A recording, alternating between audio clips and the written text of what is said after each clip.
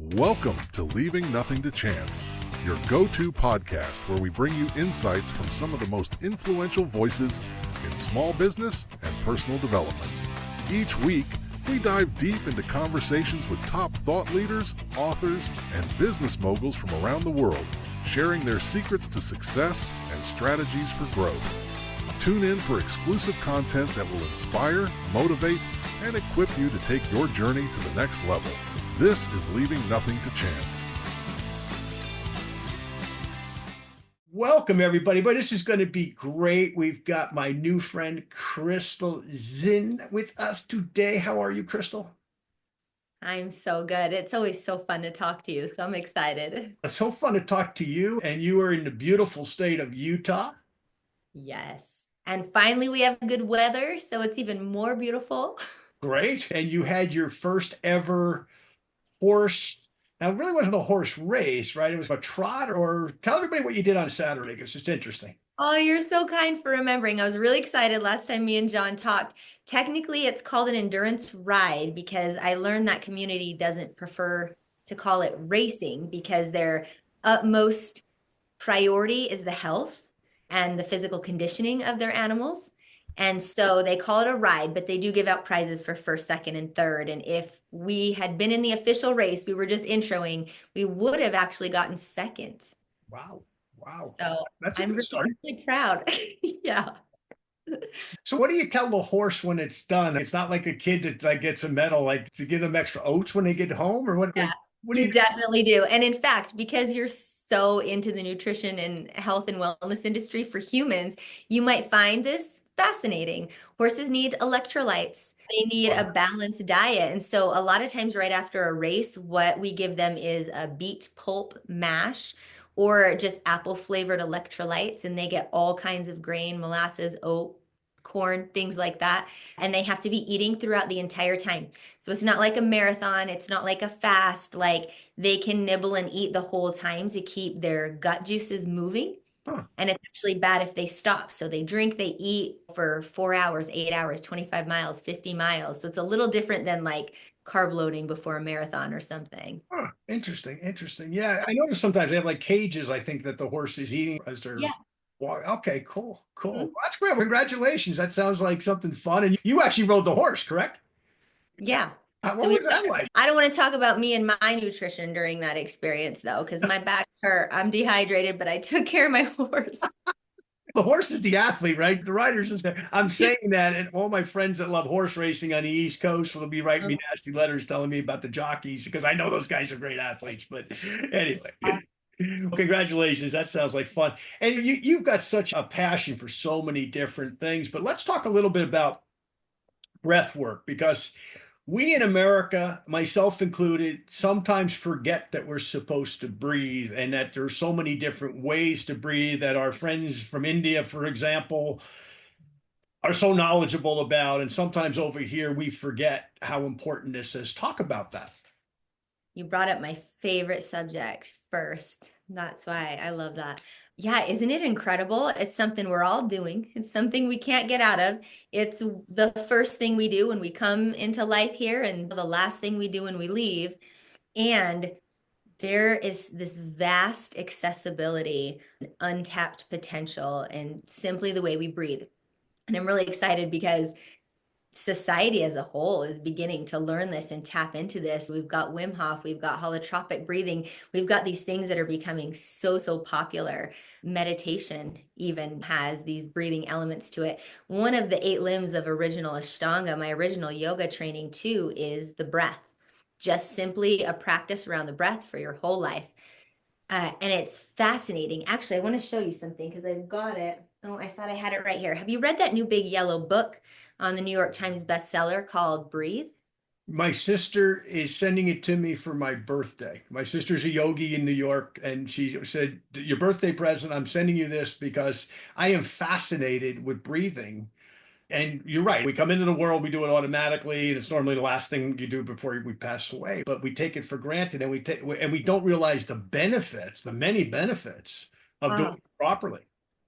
Yeah, that's my favorite thing to talk about. The reason why I mentioned that book, and we can tag it in the show notes, is that I feel like he compiled chronologically evolutionary in an evolution way from the beginning to now of how the breath has evolved and what it was used for, and then includes all of the modern day benefits and different practices. And if you really like to nerd out on that stuff and realize none of this is new, they were using breath and these tactics to achieve things 5,000, 10,000 years ago in civilizations, then I think we can start realizing that was lost and what potential we have.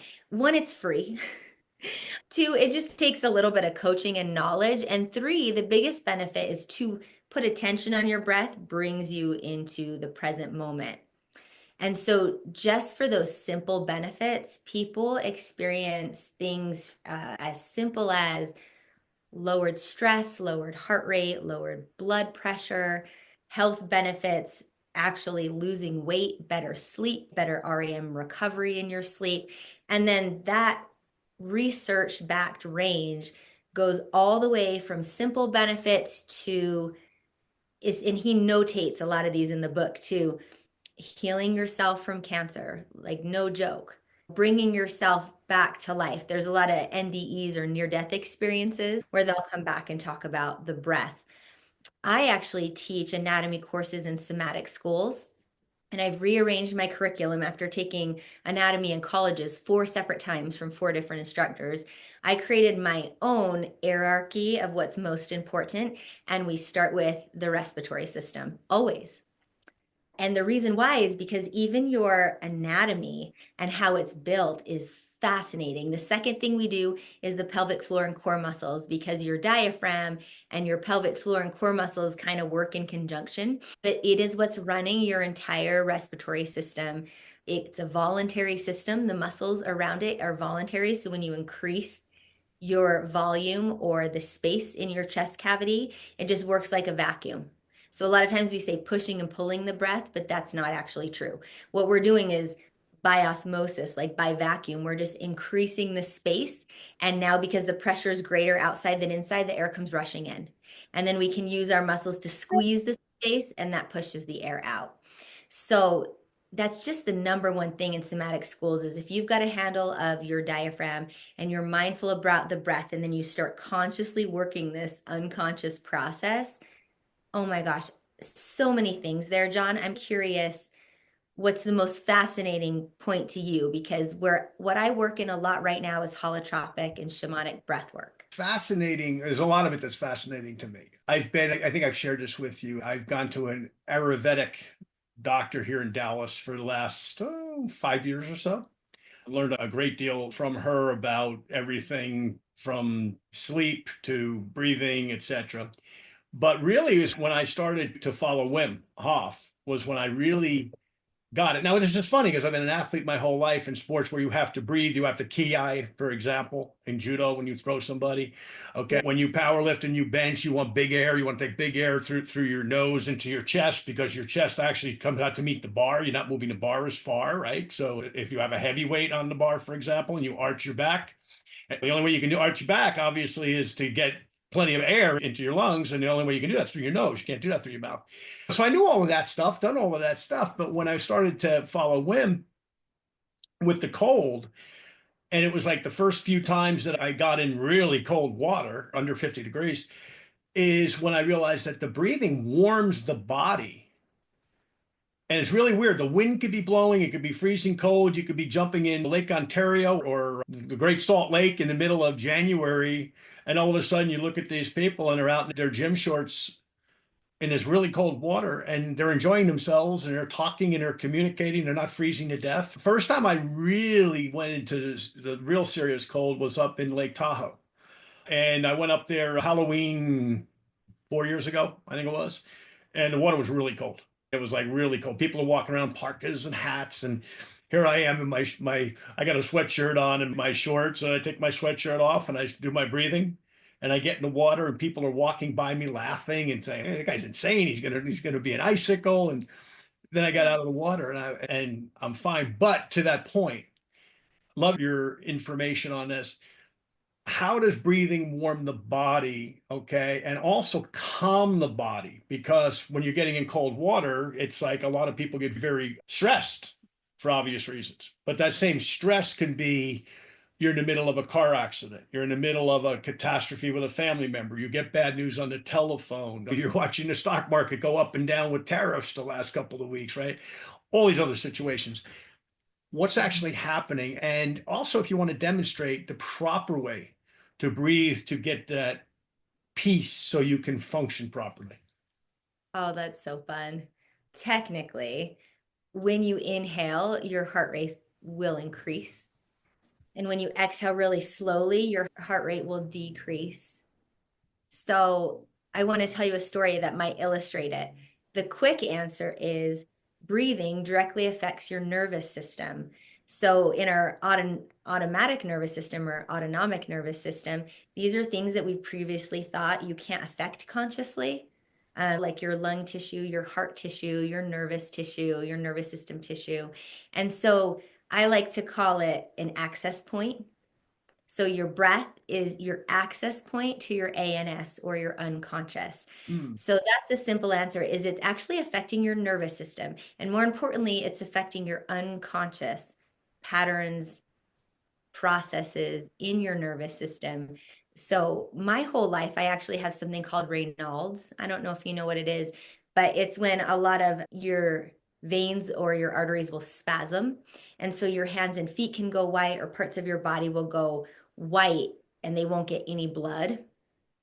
And it's bothered me my whole life. One, because I grew up in Massachusetts and it's bone chilling cold there in the winter.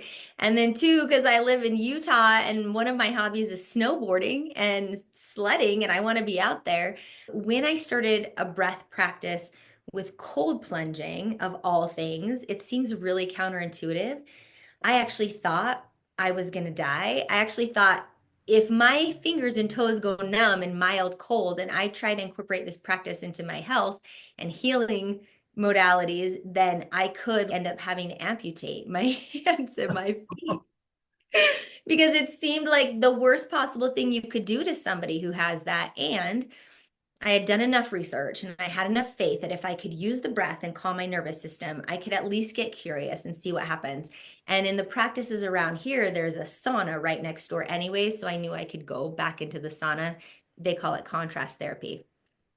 So as I started this practice, the first thing I learned when I jumped into that cold water and everything in my body was like, Crystal, you are going to die. What are you doing? Been there. I could use the only thing I could do was use my breath, which is the access point, because you can't use your mind. You can't tell your body what to do. You can't use your operational command because you only have 20% of your nervous system that goes from your brain or your central nervous system out to your body.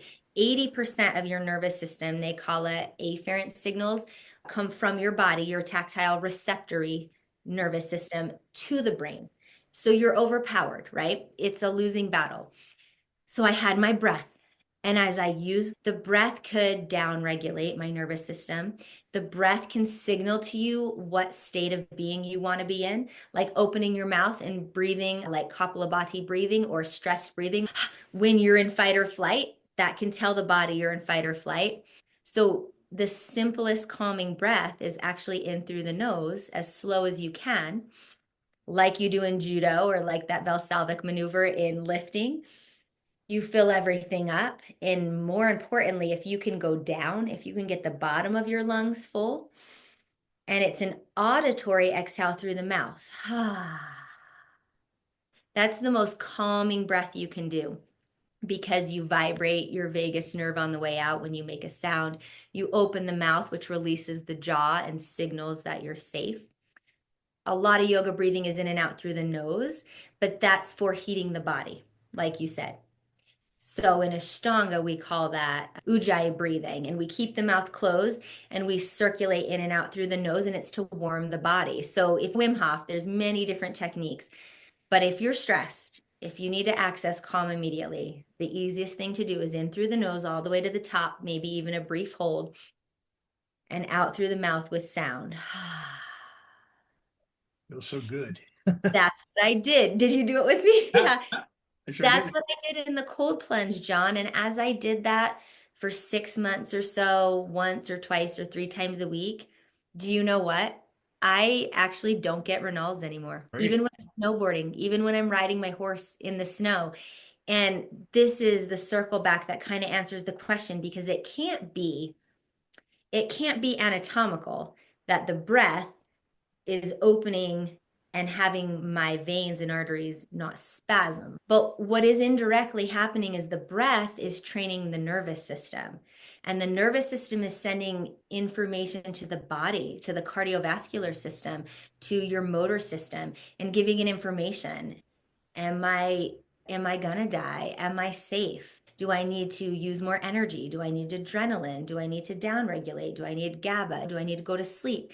And when you can tone the nervous system, and by tone, I mean build a relationship with your nervous system where you know what to do with the breath and how to access different functions of your nervous system, I think your body heals itself.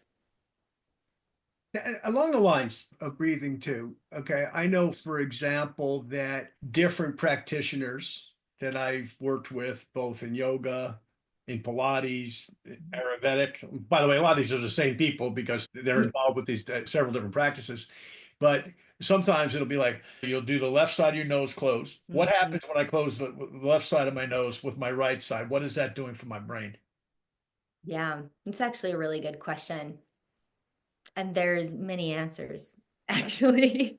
You can work in layers. One, on the physical layer, it once again primarily affects your nervous system. So some people may just panic when you close down, especially there's this breathing exercise called psychic development I have recorded for free on my YouTube. And it asks you to exhale through your left nostril for the entire practice. And one that can cause a lot of panic. So it's actually just training you in stressful situations to regulate. That's just a physical level. It's clearing the left and right sides of the body energetically.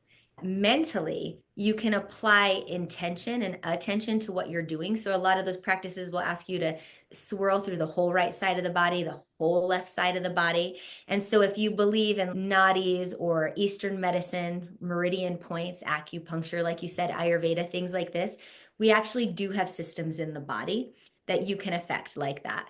Like your kidneys come online at a certain time of day, right? So even alternating breathing will kick these systems back into balance. I love the brain. I love neurology most.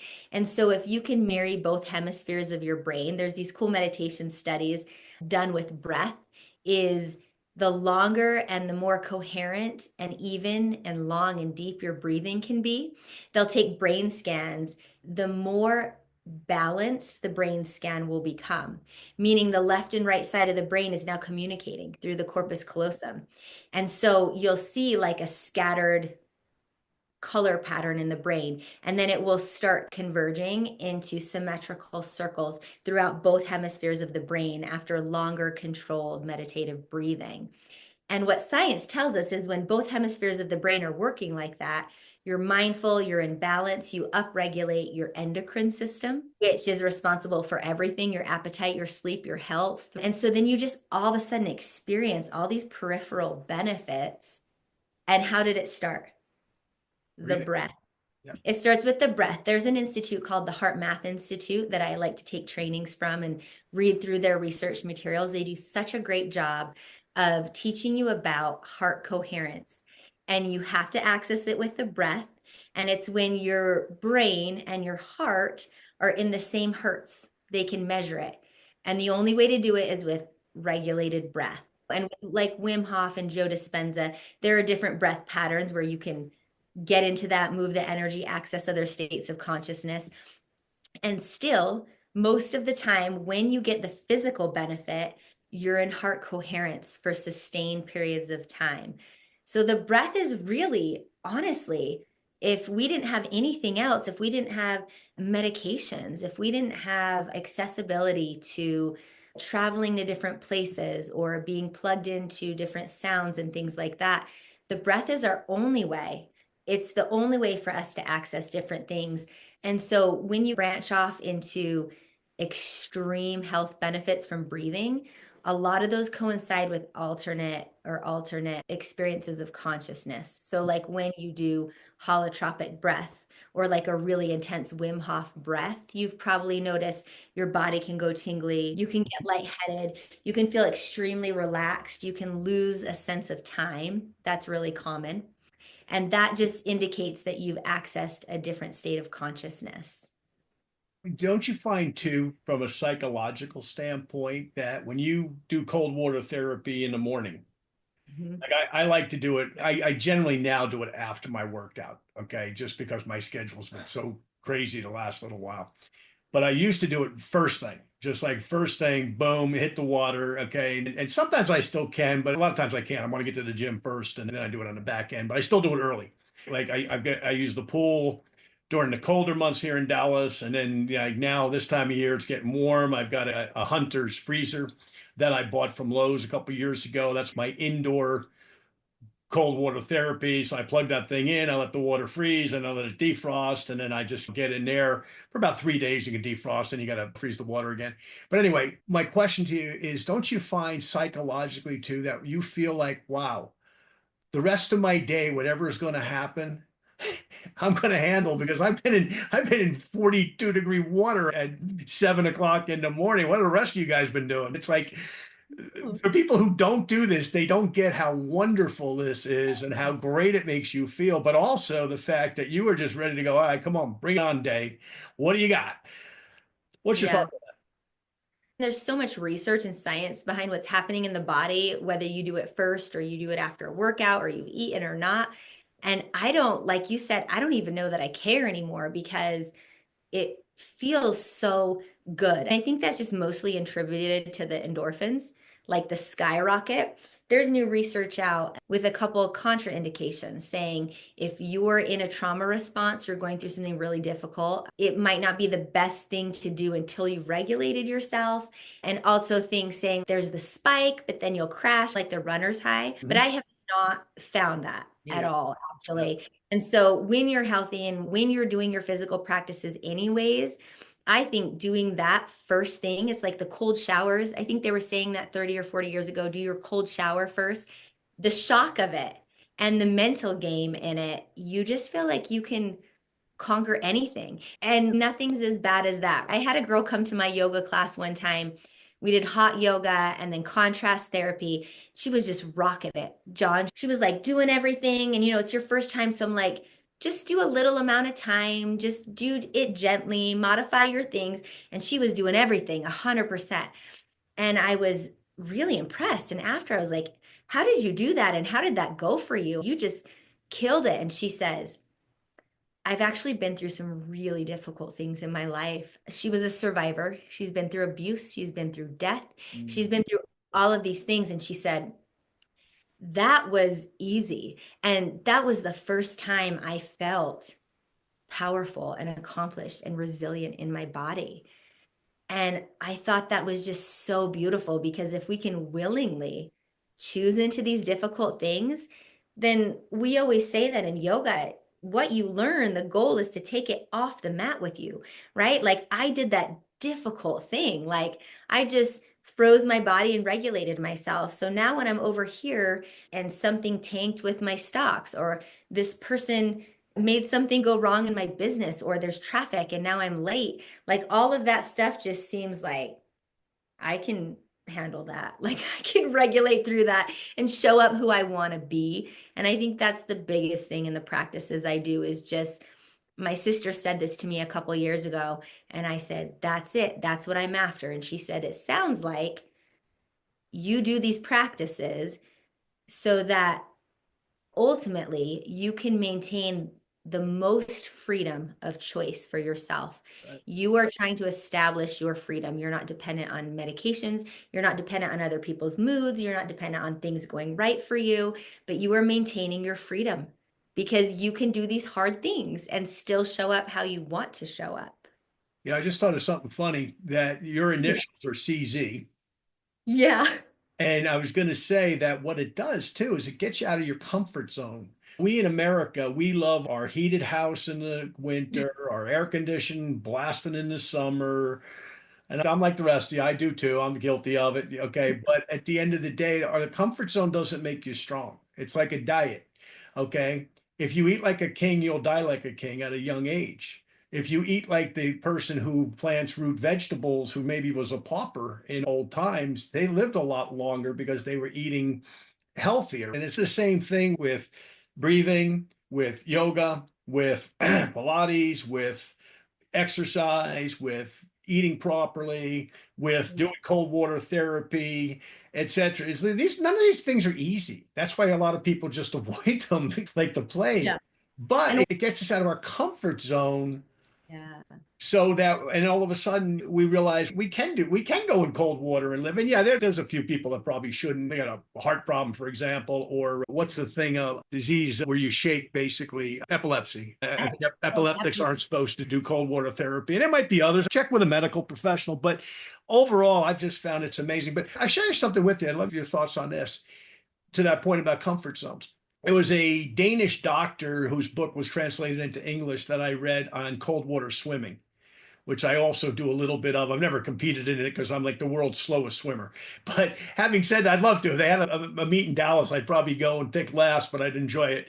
But cold water swimming is what she wrote this book about. And she made a great point. She said, up until 100 years ago, there was no modern plumbing. You didn't go in and take a hot shower. If you were like riding a horse to Utah, you were a settler, right? You were going and you're going to live in Utah. You want to take a bath. What did you do? You went and you got in the river. And the river was cold. It wasn't like, oh, let me wait till it's 72 degrees. You went in because you wanted to get clean, right?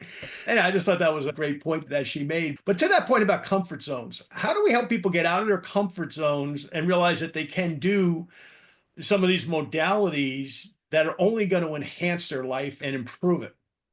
I love that. And I love that you brought that up. What's that word? I think they use it to describe a certain type of plastics or material too. And they say us humans are like that, where we get stronger when put under stress. Like some things break, some things move or morph shape, but humans, they say, are like that, that we have to be put under stress. And when we're put under stress, we get stronger. The Like, plasticity, yeah, yeah. yeah, Neuroplasticity and neuroplasticity.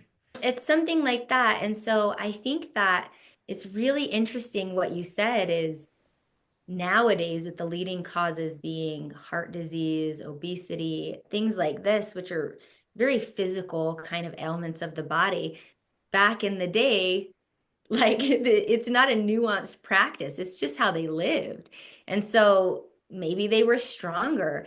It's so vulnerable and brave and takes so much courage to do something scary. And I think that's even made harder to get out of our comfort zone because life is infinitely getting more comfortable. I just watch my kids who I don't even realize it, but they're driven to school in a car. Like they're participating in all these things that are so much more comfortable than even I was 40 years ago as a child. And so to take a person like that too, who's been taken care of or who's had comfort in so many places and convince them to go do something really uncomfortable and maybe scary is difficult. It's really difficult. Maybe you got to package it up, shine in a shiny way. Maybe you got to sell them the benefits of it.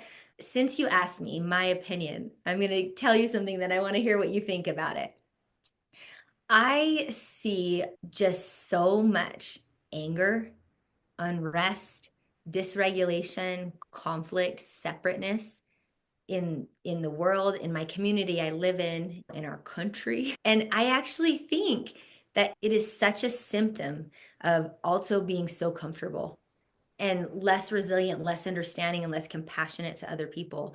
And so I think you do judo, all of my disciplines are Eastern disciplines, and they are disciplines, right? It teaches you determination. It teaches you staying longer with discomfort. And when you have those practices, it makes you really, what's the word? Controlled, compassionate. It makes you very regulated. It makes you okay within your own self. And so I think that allows you to be okay with other people, to be open-minded, to help people co-regulate. And so I think the discipline and the determination of just the fact that if it was like, why do these things? Why be uncomfortable? It's to be a good person, actually. Because people are not good people when they can't handle those things. They're mean, they're screaming. In the state that I grew up in, there have been, I think, 5 car shootings a week in the last couple months, and especially during the elections. My dad's a doctor out there. He's calling me and telling me about these things. And I was like, why are people such, excuse my language, assholes? And I think practices like this could bring us back. I'm in a group right now on Sunday nights. I'm always learning. I'm always in something with one of my mentors. And I know you like that. I know you say we should always have a mentor. And he said at the end of a call, he actually got emotional and started crying. And he just said, thank you for being here. Thank you for getting out of your comfort zone, learning about breath, learning about cold plunging, learning about any physical discipline. He said, because the analogy he used was, it just gives me hope that there's less wild Mustangs running around in the world, running through Walmart, like out there hurting people. I think that may be one thing. And that's why I want to hear what you think about. You have had a life of physical discipline, mental discipline, business discipline, and you're sitting here now in your 60s going, how can I be of service? I want meaningful purpose in my life. And I'll tell you what, people who haven't done that, they're mean. Yeah, you're right. Boy, how do we fix you're funny you say that. I interviewed a guy yesterday, and Dr. Brother James Twyman, Twyman, I think is his name. And really interesting guy. He's an Episcopalian priest, and he's known as the Peace Troubadour. He goes all over the world. He's a musician first. The music's his first calling. And he goes all over the world to places that are war torn. He was in Iraq. He was in Bosnia way back. He was in Croatia. Really, some places you really don't want to go. Like, they're not garden spots. But he goes and he brings his guitar and he puts on concerts and he entertains. And I was talking to him about exactly what you just asked me, because we all see this. We see this almost civil war in the United States. You voted for Trump. I hate you. I'm going to burn up your Tesla. Or the reverse. You didn't vote for Trump. You're a moron. You're an idiot. You're going to destroy the economy. We see all this strife.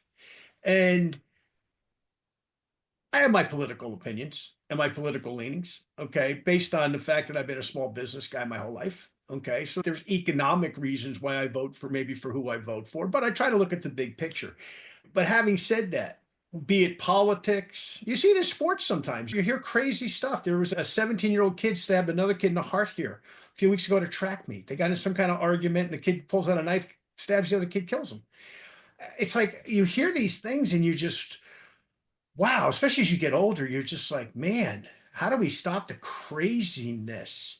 There's families not speaking to each other right now because one end of the family voted for this guy and the other one voted for this woman.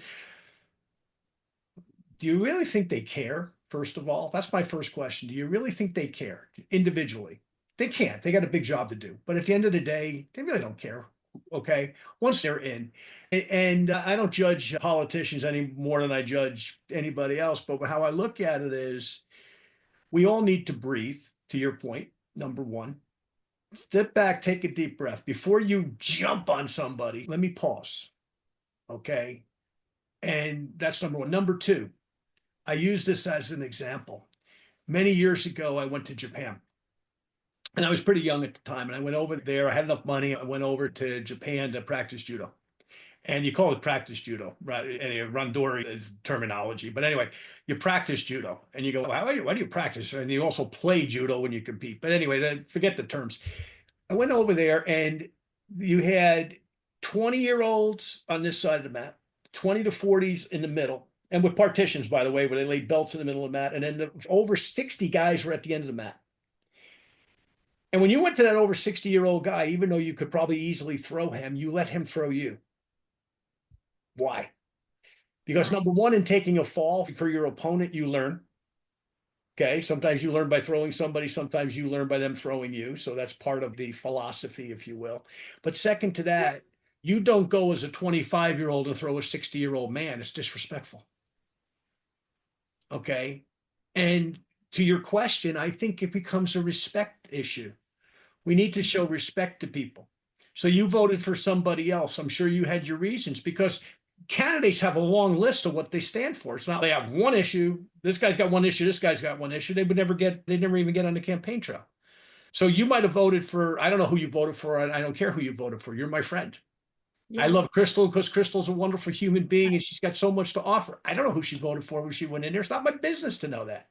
But we're so caught up in this and it's causing all of this stress that is adding to all of the other stress of life that we have to just step back from it and not respond so much. Mhm. Okay. Be calm.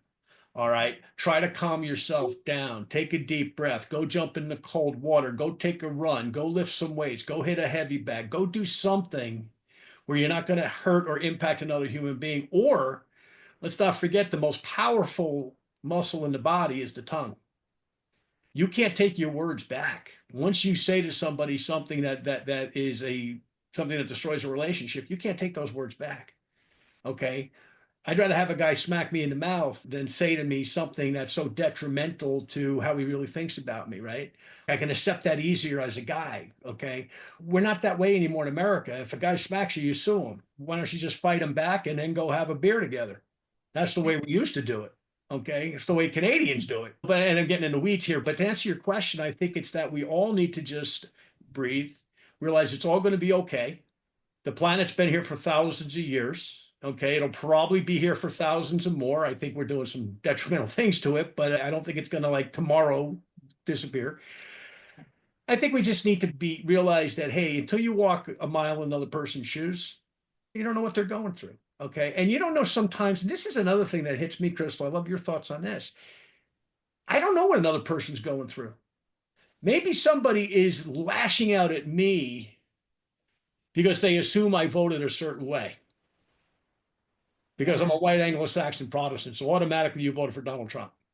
And I hate you because of that.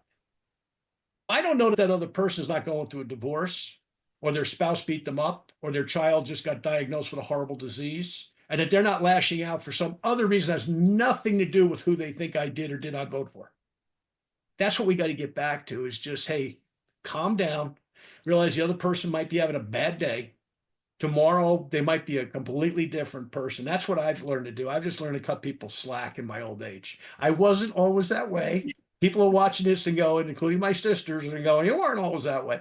But I've learned that as I've gotten older, is just to calm down and be very Buddhist. I'm not a Buddhist, but very Buddhist in my thinking is calm down, let things be, okay?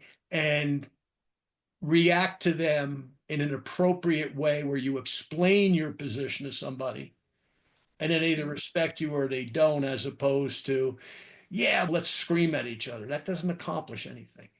I miss the days in our country, for example, when, and this is your interview, I shouldn't be talking all this, but I miss the days of Ronald Reagan when he used to talk to Tip O'Neill, right? So you got two guys, two different parties, but they'd get together, they'd have a beer together, and they'd talk about policy that was good for the American people. Or even the days of Bill Clinton with Newt Gingrich, where they would do the same thing. We got to get back to that communication at the federal level.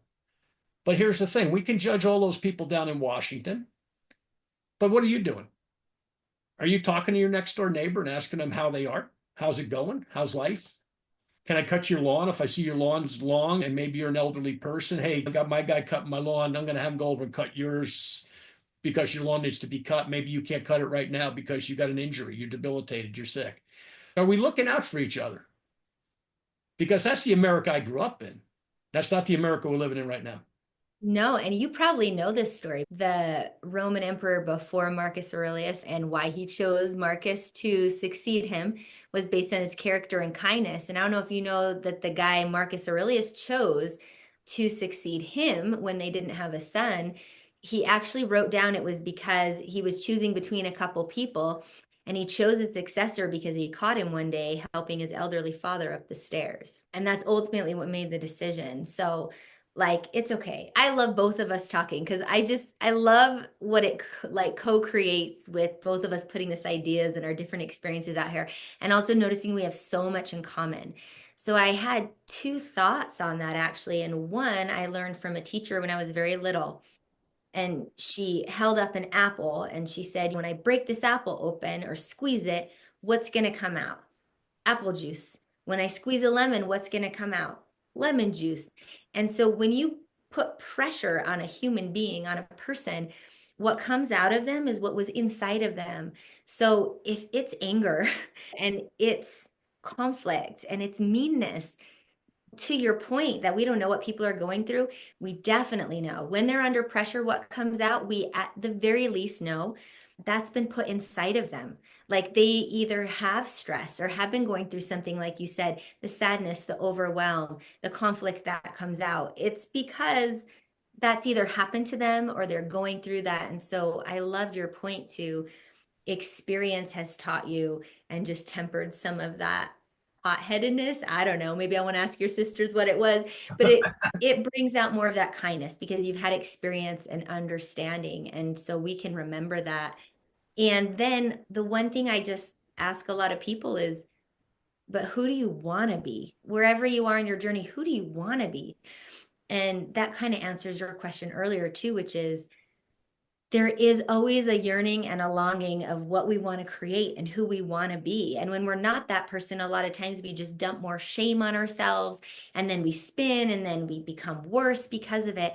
But if you can give someone the opportunity to say, how would you like to react? How do you want to show up? And who do you want to be? And you've got some motivation there. So when someone says to me, I want to be the kind of mama who just responds with compassion and understanding to my children, what I never had. Maybe my mom hit me over the head with the frying pan all the time and I sustained all this damage and now it's all that hate and conflict that's coming out me. And I don't want to be my mom. We've all said this, but we've all had that moment where what's coming out of your mouth, you could be the spitting image, right? You're the little twin, and that should make you go, pause. Oh my gosh, I don't want to be that person. And that's happened to me and continues to happen to me. And for me, that's the pause moment.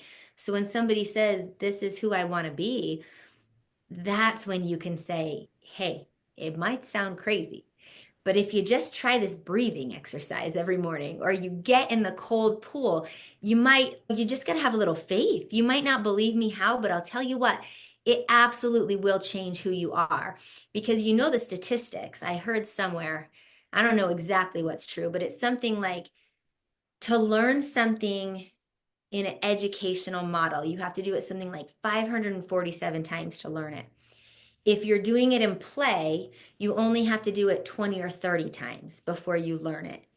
And so if you can practice some things in play, maybe you can't and you just want to do the 547 times, fine. But either way, it's going to take that many times for you to come back in your life, in your experience, in the time where you don't want to yell at your kid, or like you said, in the time when you're with someone, you don't want to blow up on them because of politics, or you want to be making a calm, cool-headed decision in business or in a stressful environment. You have to have learned that over here outside of what I call the red zone to come back into your life experience and then be able to embody it once. You got to give yourself a lot of compassion. That's what I was going to ask you. So like in judo, how many times do you practice a specific move and then when you're in tournament before you can actually execute it? So many times, right? You may execute it wrong. They may be coming at you at the wrong angle. This is why they call judo a practice. They call yoga a practice. They call all the things that I do a practice because you have to have this type of practice just to accomplish it one time successfully. And then when you do, oh man, that just builds the resilience and faith in yourself. But that's the process. That's the process. But I don't know what else can convince somebody to access that process besides asking them, who do you want to be? To answer your question, I'll answer your question with a question. It took me 2 years to learn how to throw what's called a makakomi. Okay. And my late sensei, Vince Tamura here in Dallas, worked with me Tuesday and Thursday mornings. I would go to his dojo an hour early, and he would just work with me on the footwork, where to grab the gi. Okay. And the fact that because I was a heavyweight competitor, I was 6'3". I'm shrinking. I'm getting older. I was probably 6'1" now. But a lot of times I was going against guys much taller. And sometimes I was going against guys much shorter. Because if you were over 220 pounds, you were a heavyweight. So a guy could be 250 and be 6'3", a guy could be 300 and be 5'8". So you had to your point about angles, you never fight anybody straight away. You'll get killed. Yeah. Okay. Be Especially, like this. yeah, everything's on that. You watch a great boxer. You watch Joe Frazier, for example, beat Muhammad Ali, fought him on an angle. Okay. Hit him on an angle when he broke his jaw. But it was the same thing in judo. It was like angles, but every little thing counted, from my footwork to where I would grab my opponent's gi. Okay. Like Vince would talk about a wringing grip, for example, like when you wring out water out of a towel, he'd use it. A lot of Japanese, he was a Japanese American, but Japanese senseis are very good with using actual stuff that you go, oh, I get that. Like we've all wrung out a towel, for example. Same thing when you grab a gi, it's kind of like you wanted to turn it so that you were turning so you would actually catch the elbow joint of your opponent, so you actually lock it in. It was like a vice grip. When you did it right, it was like, oh, he's not going anywhere. Now I can get, and this was a shoulder throw, I can get over his shoulder. Now I can, with my footwork, I can get to where I need to be position wise, so I can pull and I can get over his shoulder at the same time.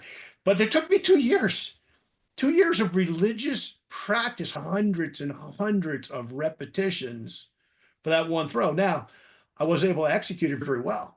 Okay, they started calling me Mac, call me John, and then I got a boxer dog, and I actually named him Mackie. He was the greatest dog I ever had. I'm a dog guy, still look at 4 dogs. But let me answer that with a question.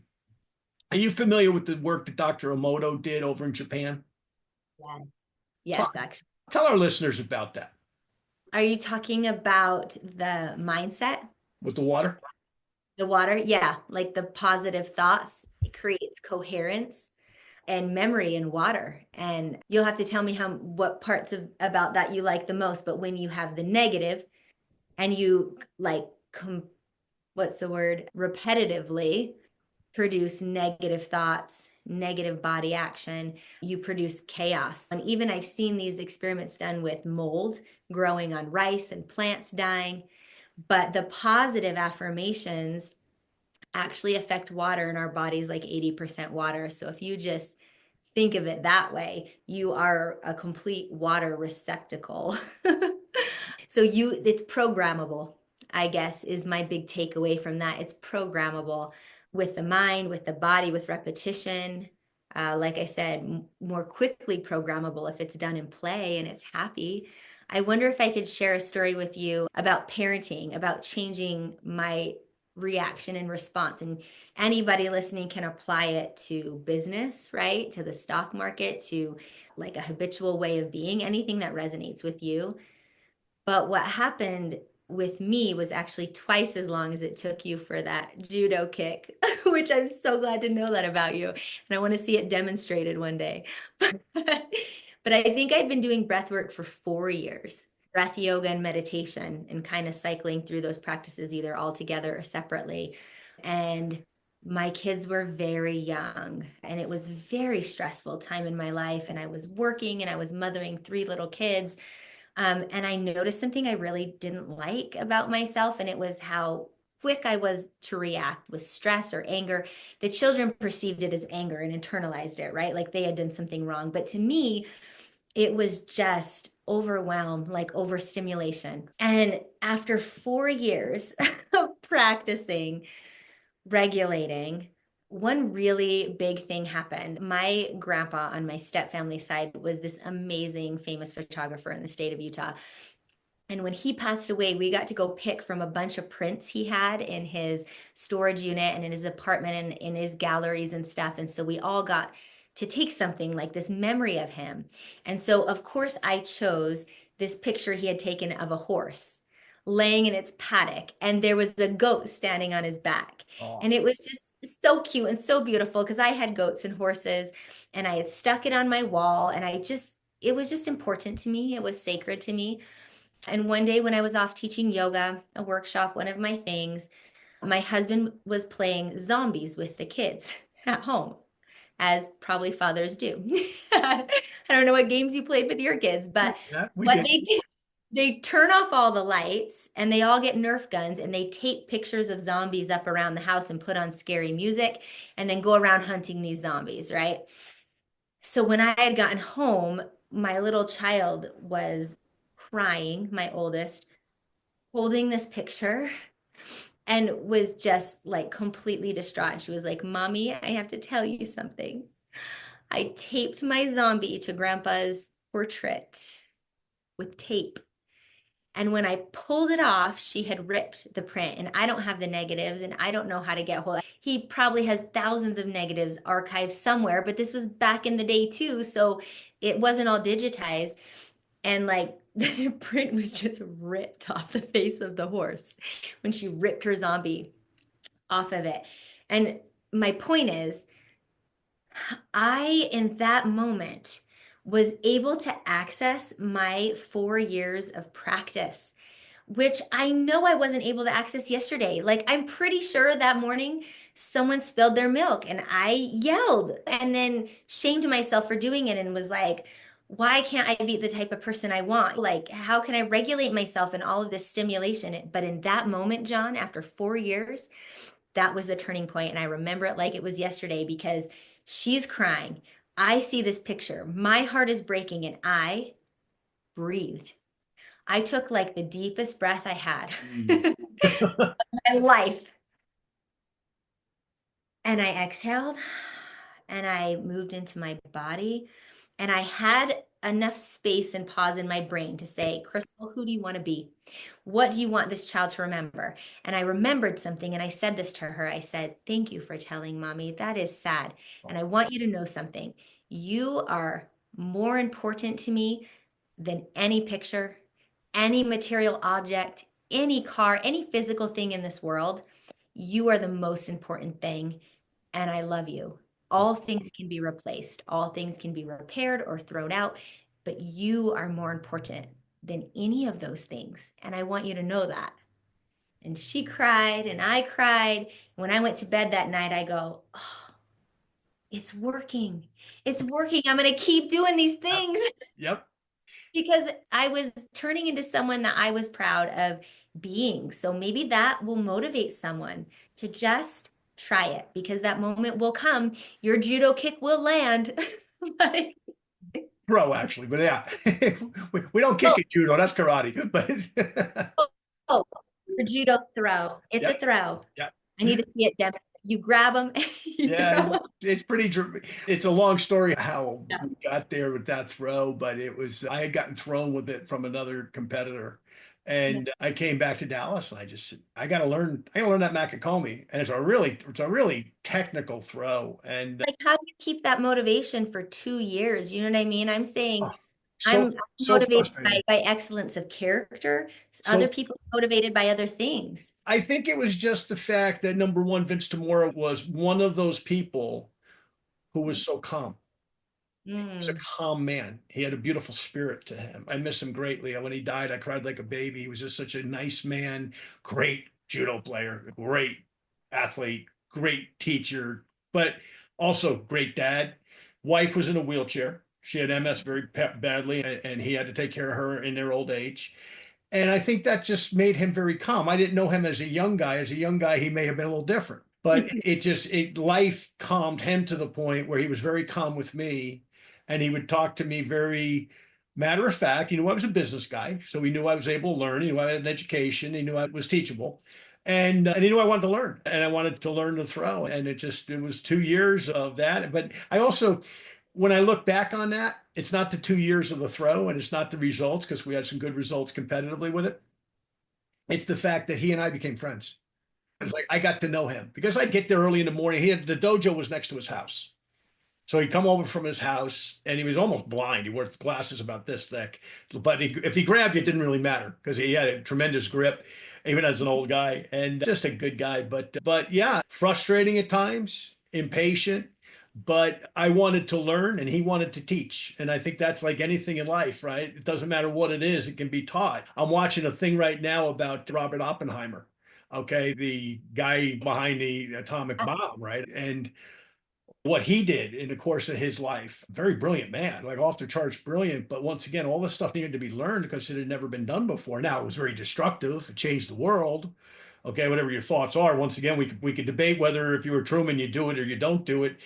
But somebody had to lead it, and he had to lead it, and all the stuff he had to go through with multiple scientists that were not right in their conclusions, and the ones that were that led to its manifestation. But let's talk about something more positive than atomic bombs. I don't know how we got there Well, from yoga, breathing, all this beautiful stuff, and now we're talking about atomic bombs. I guess I just feel like there's You never know where you're going on my show. One place you end up another. Let's come back to peaceful stuff. I know. Can I tell you just at the end here, the one message I think that's been the most prevalent in my life lately, and I think sums all this up, and it's really just the message of self-awareness. And we talked about it when you were on my podcast. And it's just the message of self-evolution, excellence of character, your personality, getting to know yourself. Like the Stoics say, know thyself, right? That was Marcus Aurelius.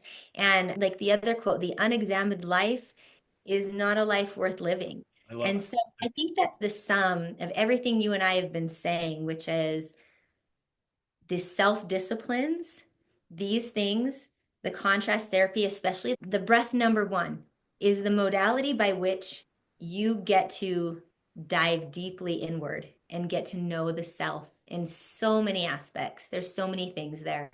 But the more you witness for yourself, know yourself, have a relationship with yourself, the more that heals. And the more, I like this phrase, you remember your wholeness. You're not lacking anything. You remember your whole, you remember your power, and you remember your value. And a person who is rooted and grounded, breathing in their wholeness, their power, and their value will only put forth good things into the world. It sounds like it's really important for you to be a good friend, to have good relationships. And everyone has that for themselves. And so I think that's the overarching message too. In the things you and I participate in and the things that I do in my modalities, I talk about this. I do private sessions with people. I coach them. And the aim is very inward gazing. It's very self-evolutionary, and that you are in control. You have more power than you think you have. And when I run retreats, the retreat that I'm taking some women to Italy this June, and I take them all over, right? The world. But it's to immerse yourself in these things, in the breath, in the practices, in the discipline, and then in the compassion and the friendship, and to be able to know yourself, right? Know yourself better. And that's the definition, right, of the discipline and stuff. So I guess I just wanted to say that message is it's all about you. That's the message. It really is. You're the only person that matters. And it's all about you and who do you want to be? So we got Crystal Zinn Yoga. Zinn is with two N's, by the way, folks. Okay, so spell it right. Yoga on YouTube. You got your podcast, the Crystal Zinn podcast. I've been a guest of. Great podcast, by the way. You're going to Sardinia in June. How exciting is that? How many women are going with you?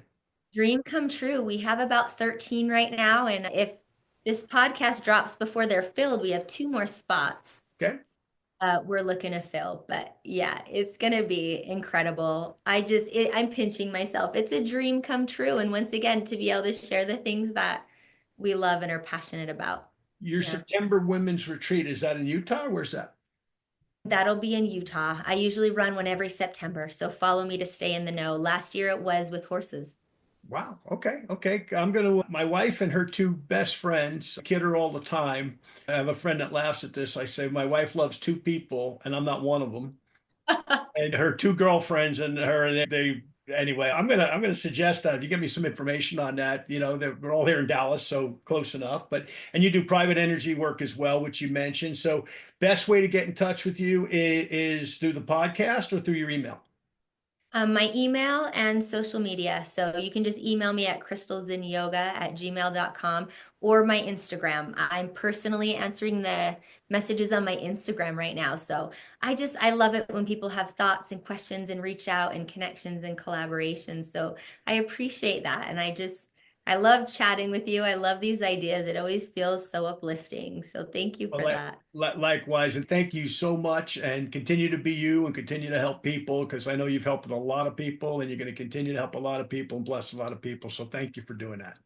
You're welcome. Thank you. Thank you for tuning in. Be sure to check back weekly for more exciting episodes. And don't miss Ink and Insight every Wednesday, where we celebrate iconic authors and dive into their impactful works.